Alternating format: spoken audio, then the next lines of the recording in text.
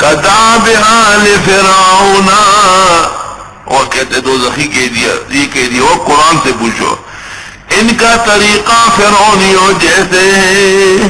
فرعون مسلمان تھا کیا؟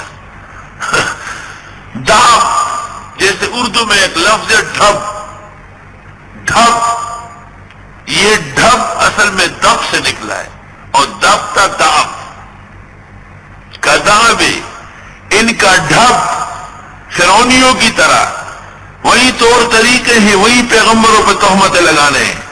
والذین من قبلہم، اور جو کافر فرعون سے بھی پہلے تھے، کذبوا بآیاتنا، انہوں نے تکذیب کی ہماری آیتوں کی، فأخذہم اللہ بذنوبہم، آن پکڑا ان کو اللہ نے ان کے گناہوں سے، واللہ شدید العقاب، اور اللہ سخت عذاب دینے والے ہیں۔ فرعونیوں کا اور کافروں کا آخری علاج قتال اور جہاد۔ قل للذین کفروا، آپ فرما دیجئے ان لوگوں سے جنہوں نے کفر کیا، ستغلبون، ابھی مغلوب ہو جاؤ گے، وتحشرون الی جہنم، اور جمع کیا جاؤ گے دوزخ میں، وبئس المہاد، ناکارہ بچھونا ہے۔ قد کان لکم آیۃ فی فئتین، قد کان لکم آیۃ فی فئتین، یقیناً تھی تمہارے لیے عبرت دو گروہوں میں، التقطا، جو آمنے سامنے ہوئے، فئتن، ایک گروہ تو قاتل و جہاد کر رہا تھا فی سبیل اللہ، راستے میں، صحابہ کی جماعت، وَأُخْرَىٰ كَافِرَةٌ، اور دوسرا گروہ کافروں کا۔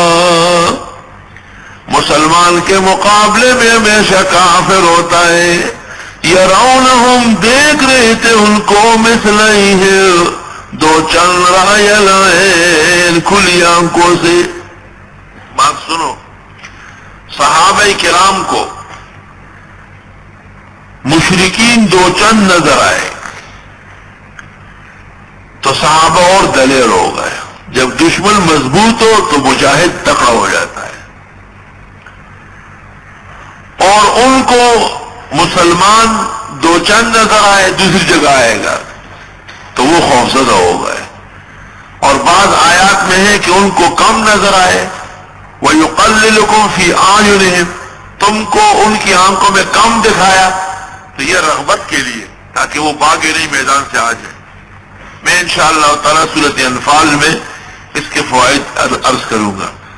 وَاللَّهُ يُؤَيِّدُ بِنَصْرِهِ مَن يَشَاءُ، اللہ مضبوط فرماتے ہیں اپنی مدد کے ذریعے جس کو چاہے، جیسے مسلمانوں کو بدر میں مضبوط کیا۔